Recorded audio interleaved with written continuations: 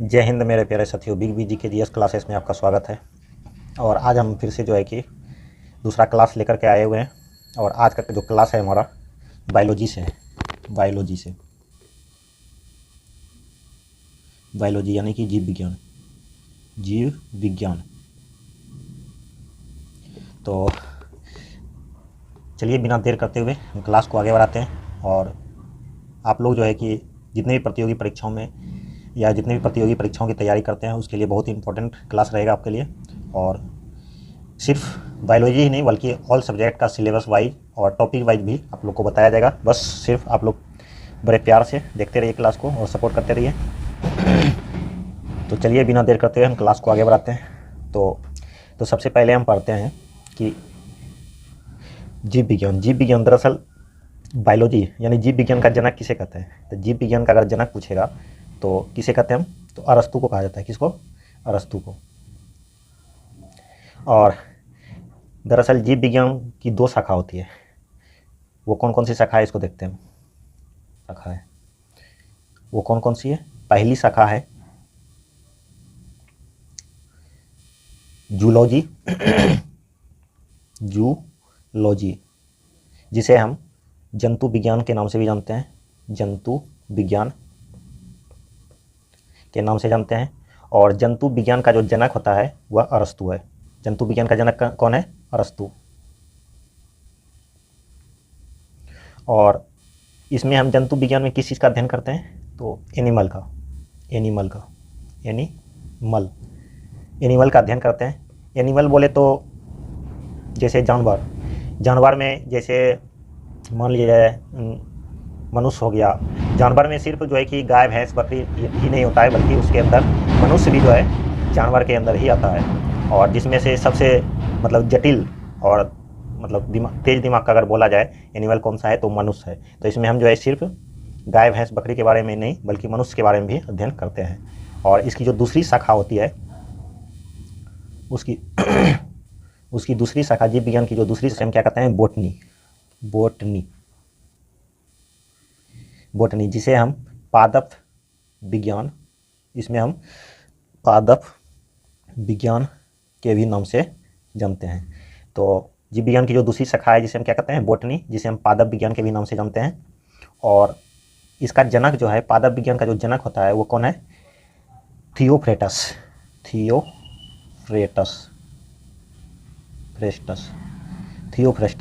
और इसमें हम थियोफ्रेस्टस और पादप जगत में हम किसका अध्ययन करेंगे? बेसिकली प्लांट, जिस प्लांट का अध्ययन किया जाता है, जिसमें प्लांट के अंतर्गत होता है जैसे पेड़ पौधे वनस्पति जगत का जो है हम अध्ययन करने वाले हैं। तो चलिए एक बार हम इसको देख लेते हैं कि जीव विज्ञान की दो शाखा होती है। पहला जो है जूलॉजी और दूसरा बोटनी होता है। जूलॉजी में हम जो है कि जंतु विज्ञान का अध्ययन करते हैं। और जंतु विज्ञान का जनक जो है अरस्तु को कहा जाता है। और इसमें हम एनिमल यानी जानवर का अध्ययन करते हैं। इसके अंतर्गत मनुष्य भी आता है, जो मनुष्य जो है सबसे जटिल और तेज दिमाग का जानवर होता है। और उसके बाद दूसरा यानी जीव विज्ञान का दूसरी जो शाखा है उसे हम बोटनी कहते हैं, जिसे हम पादप विज्ञान के भी नाम से जानते हैं। और इसके जनक जो है थियोफ्रेस्टस है। और इसमें जो है प्लांट का यानी वनस्पति वगैरह सबका अध्ययन किया जाता है। उम्मीद करते हैं यहाँ तक समझ में आएगा। अब हम जो है इससे आगे बढ़ते हैं। अब इसको हम जो है कि सबसे पहले हम एनिमल यानी कि क्या बोलते हैं, जंतु विज्ञान के अध्ययन यानी जूलॉजी को लेकर के हम आगे बढ़ते हैं। और इसमें सबसे जटिल जो होता है मानव, सबसे पहले मानव का हम अध्ययन करते हैं। मानव की जो शरीर बनी है यानी संरचना हुई है किस से हुई है, इसके बारे में हम अध्ययन करते हैं। तो मनुष्य जो है दरअसल सबसे जटिल जो है मानव है। और मनुष्य का जो शरीर बना है वो मनुष्य के शरीर की सबसे छोटी इकाई अगर पूछेगा तो क्या होता है? वो सेल होता है। यानी मनुष्य का जो शरीर बना हुआ किससे बना हुआ है? सेल से बना हुआ है, सेल से। और जिसे हम क्या कहते हैं अंग्रेजी में? सेल, जिसको हिंदी में क्या कहते हैं? कोशिका। और कोशिका का जो है खोज किसने किया था? कोशिका का खोज जो है रॉबर्ट हुक ने। किसने किया था? रॉबर्ट हुक ने। तो इसको याद रखने के लिए जैसे कोशिका का खोज किसने किया था, तो जैसे दरअसल समझिए छोटी छोटी चीज़ों को जो है ना हुक से पकड़ते हैं तो उसको याद रखते हैं रॉबर्ट हुक।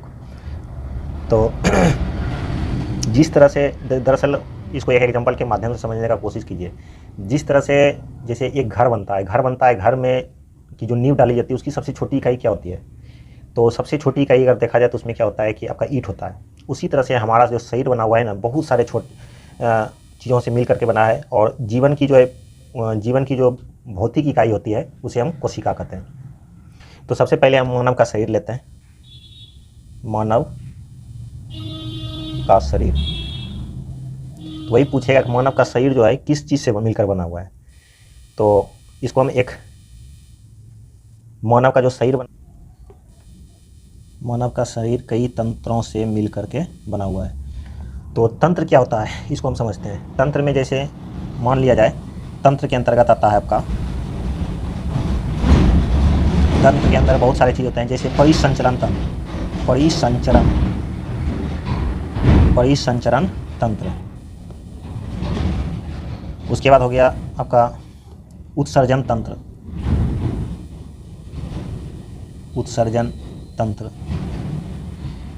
पाचन तंत्र हो गया, जनन तंत्र हो गया। इसके बाद ले लीजिए आपका कंकाल तंत्र हो गया, आपका कंकाल तंत्र। और ले सकते हैं श्वसन तंत्र हो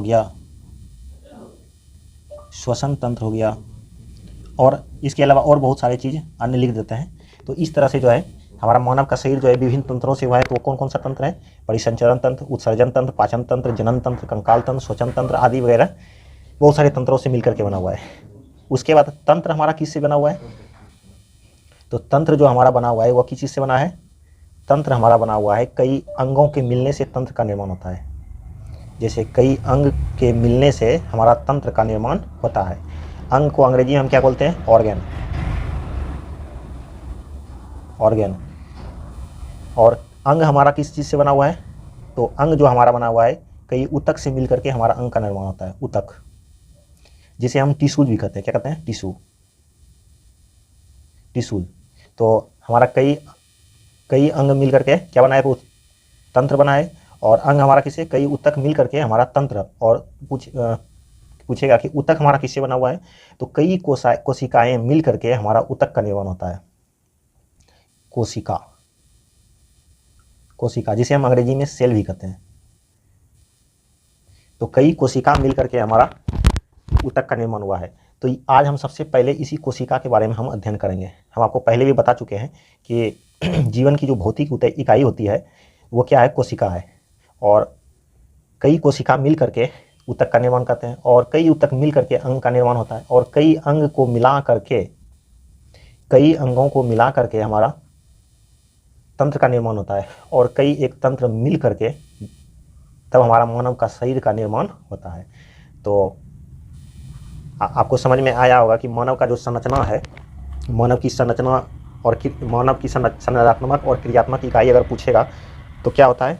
मानव की सबसे छोटी क्रियात्मक और संरचनात्मक इकाई वो पूछेगा तो क्या होता है? हमारा सेल होता है, क्योंकि सेल से ही सारे ऊतक का निर्माण हुआ है। कई ऊतक मिल करके अंग का, कई अंग मिल करके तंत्र, तब हमारा जाकर के शरीर का निर्माण हुआ है। इसीलिए अगर पूछेगा जीवन की भौतिक इकाई क्या है, तो उससे हम क्या कहते हैं? सेल। लेकिन सेल से भी बहुत छोटी चीज़ें होती है। सेल के अंदर में कई होती है, देख सकते हैं। सेल के नीचे भी अगर हम जाना चाहें तो हम थोड़ा लेकर के चलते हैं। जैसे कोशिका के अंदर जो है बहुत सारे कोशिकांग पाए जाते हैं।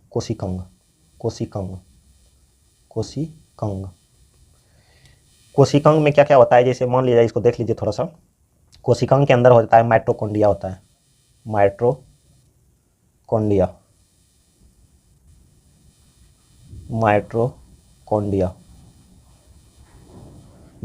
होता है। गोल्जी बॉडी होता है। लाइसोसोम होता है।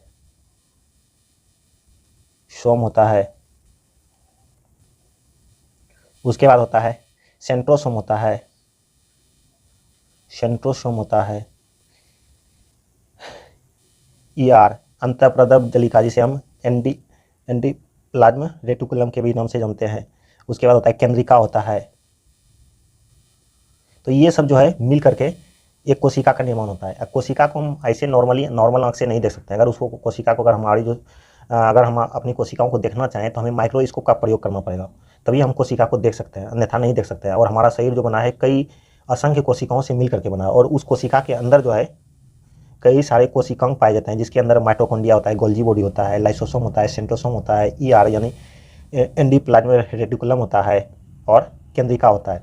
तो उम्मीद करते हैं कि ये सब चीज़ समझ में आएगा। लेकिन अगर पूछेगा कि जीवन की भौतिक इकाई, तो सबसे छोटी इकाई जो है कोशिका होता है। लेकिन अगर बोलेगा कोशिकांग होता है तो नहीं होता है, क्योंकि ये सारे जो हमारा जो श्वसन होता है दरअसल सेल के अंदर ही होता है। सेल के अंदर जो होता है हमारा माइटोकॉन्ड्रिया होता है, यहाँ पर हमारा श्वसन क्रिया होता है। इसके अंदर जो है कि श्वसन होने के दौरान यहाँ पर हमारा 38 ओटीपी का निर्माण होता है। इसके अंदर एक क्रेब्स चक्र चलता है, ये क्रेब्स चक्र जब चलता है तो इसके अंदर जो है 38 ओटीपी का निर्माण होता है, जिसके अंदर हमारा ग्लूकोज का 38 ओटीपी मिल करके एक ग्लूकोज का निर्माण होता है।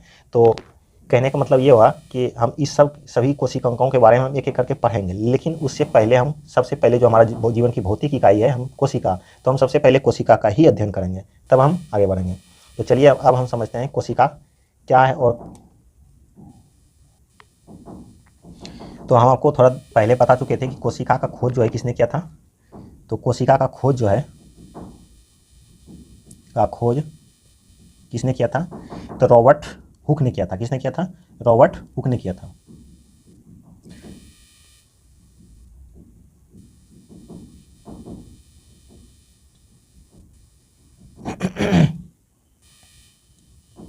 कोशिका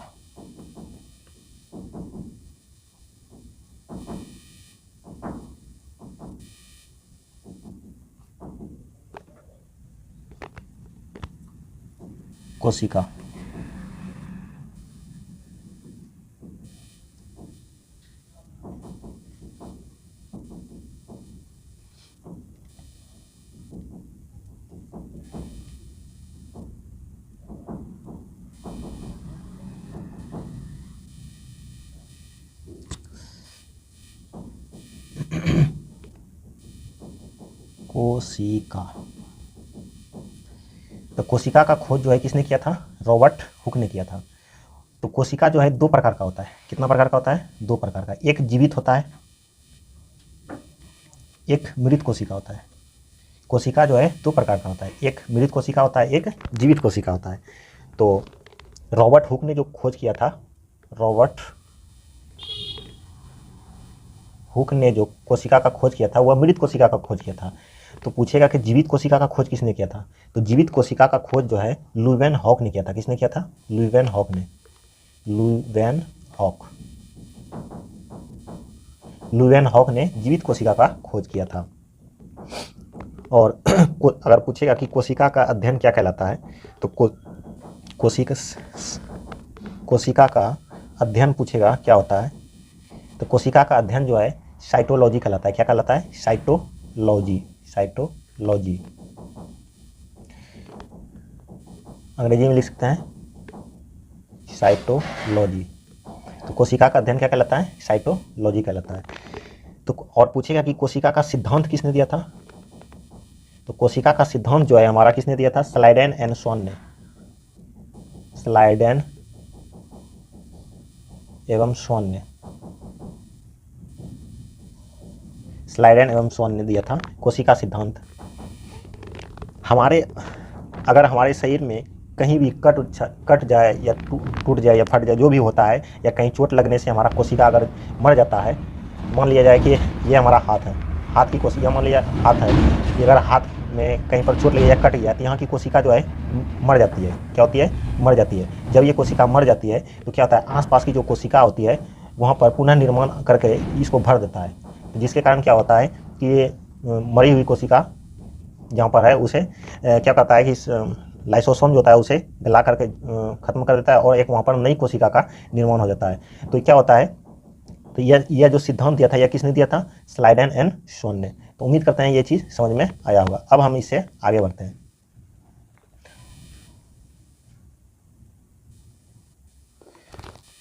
और जब हम इससे आगे बढ़ते हैं तो हमारा हो जाता है कि सबसे छोटी कोशिका क्या होता है? सबसे छोटी कोशिका तो सबसे छोटी कोशिका क्या होता है? माइकोप्लाज्मा होता है। क्या होता है? माइकोप्लाज्मा। वही पूछेगा सबसे बड़ी कोशिका क्या होता है। तो सबसे बड़ी कोशिका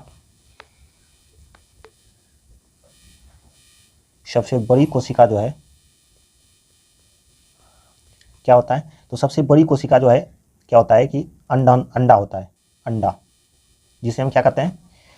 और सबसे बड़ी कोशिका जैसे शुतुरमुर्ग का अंडा होता है ना, तो ये जो है सबसे बड़ी कोशिका है। तो सबसे छोटी कोशिका क्या होता है, माइकोप्लाज्मा। लेकिन सबसे बड़ी कोशिका अगर पूछेगा तो शुतुरमुर्ग का अंडा। वही पूछेगा कि मानव में सबसे छोटी कोशिका कौन सी है। तो देखिए कोशिका के अंदर कितने क्वेश्चन बनते जा रहे हैं। यानी पूछेगा कि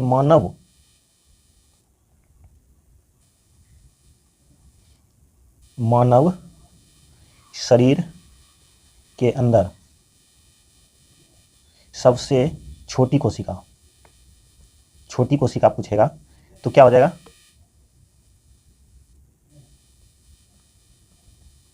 मानव शरीर के अंदर सबसे छोटी कोशिका पूछेगा तो क्या हो जाएगा हमारा, शुक्राणु हो जाएगा। क्या हो जाएगा, शुक्राणु, जिसे हम स्पर्म के भी नाम से जानते हैं। उसके बाद वही पूछेगा कि मानव शरीर में सबसे बड़ी कोशिका क्या है। तो मानव में सबसे बड़ी, सिर्फ बड़ी कोशिका लिख देते हैं, समझने का कोशिश कीजिएगा क्योंकि लिखने में काफ़ी वक्त चला जाएगा, वीडियो लंबा हो जाएगा, इसलिए बड़ी कोशिका। तो सबसे बड़ी कोशिका मानव शरीर में कौन सा हो जाएगा।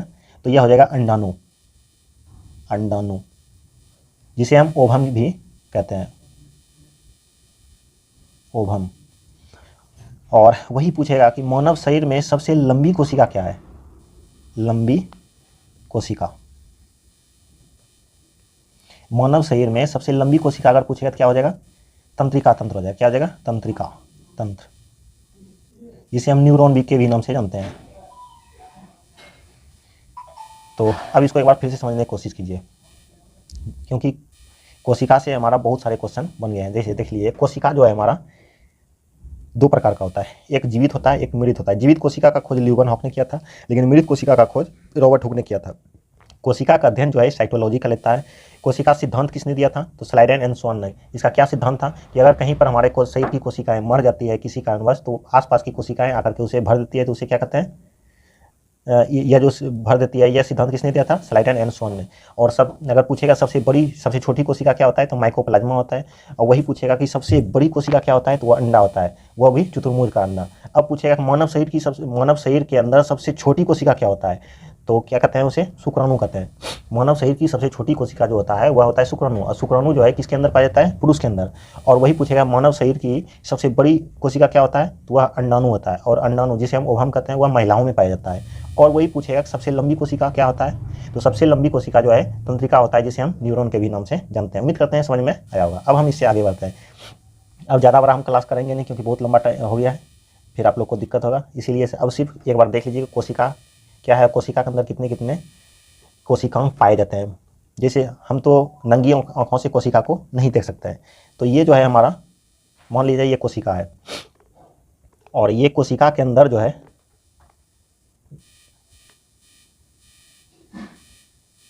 वही, माफ कीजिएगा दोस्तों, मान लीजिएगा कि ये हमारे शरीर की जो है कोशिका है, और जितना बड़ा हम बनाएं इतना बड़ा दरअसल कोशिका होता नहीं है। इसे हम नंगी आंखों से नहीं देख सकते हैं। अगर कोशिका को हमें देखना होगा तो हम जो है माइक्रोस्कोप का प्रयोग करेंगे, तभी हम देख सकते हैं। अब क्या होता है, क्या बोलते हैं इसको कोशिका की संरचना इस प्रकार की होती है। अब कोशिका के अंदर बहुत सारे कोशिकांग पाए जाते हैं। वो क्या क्या होता है, हम एक बार सिर्फ इसमें दर्शा देते हैं। तो इसके अंदर पाया जाता है माइटोकॉन्ड्रिया। क्या पाया जाता है, माइटोकॉन्ड्रिया पाया जाता है। थोड़ा कलर चेंज कर लेते हैं।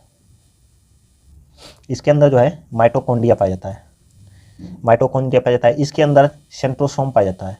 इसके अंदर गोल्जी बॉडी पाया जाता है। इसके अंदर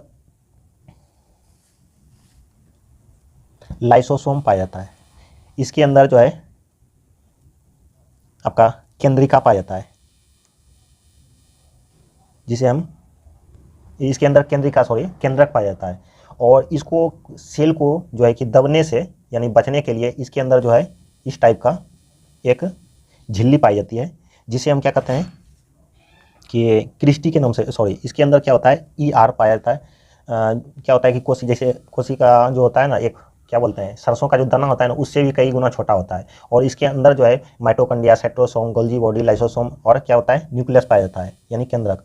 तो इन सारे चीज़ में घर्षण से बचने के लिए इसके अंदर जो है एक क्या बोलते हैं, इस टाइप का जो है एक संरचना बना होता है, जिसे हम अंतःप्रद्रवी जलिका के भी नाम से जानते हैं, जिसे हम शॉर्ट में लिख सकते हैं ER, एंडोप्लाज्मिक रेटिकुलम, जिसे हिंदी में थोड़ा उटपटांग जैसा नाम है अंतःप्रद्रवी जलिका, और अंग्रेजी में इसको क्या कहते हैं, इसका नाम है ER बोले तो एंडोप्लाज्मिक रेटिकुलम, और हिंदी में थोड़ा उटपटांग जैसा नाम है अंतःप्रद्रवी जलिका। और यह जो है कोशिका का कंकाल का काम करती है। कोशिका को दबने से बचाने के लिए, या इसके अंदर जो है कि घर्षण होने से बचाने के लिए जो है इसमें क्या होता है कि ये इस टाइप का संरचना पाया जाता है, जिसे हम एंडोप्लाज्मिक रेटिकुलम के भी नाम से जानते हैं। और इसके अंदर बहुत सारे कोशिका द्रव्य पाए जाते हैं घर्षण से होने के बचाने के लिए। तो उम्मीद करते हैं कोशिका की संरचना दरअसल इसी प्रकार की होती है। अब जो है इसके अंदर हम नेक्स्ट क्लास में एक एक करके बताएंगे कि माइटोकॉन्ड्रिया क्या है, सेंट्रोसोम क्या है, इसका काम क्या है, गोल्गी बॉडी का क्या काम है, न्यूक्लियस का क्या काम है, एंडोप्लाज्मिक रेटिकुलम का क्या काम है, जीव द्रव्य का क्या काम है। तो ये सारे चीज़ के बारे में हम एक एक करके बताएंगे। तो उम्मीद करते हैं कि आज का क्लास जो है आपको अच्छा लगा होगा। कैसा लगा इसको कमेंट बॉक्स में ज़रूर बताइए। और इससे हम रिलेटेड एक क्वेश्चन पूछ के जाते हैं, इसका आंसर कमेंट बॉक्स में देना है कि जो है कि जीवित कोशिका का खोज जो है किसने किया था। तो चलिए, उम्मीद करते हैं आपको क्लास अच्छा लगा होगा, और वीडियो अंत तक देखने के लिए बहुत बहुत धन्यवाद। और कोई भी ऐसा सार्वजनिक कार्य जिसे करने से आपको खुशी मिलती है उसे अवश्य करें। धन्यवाद।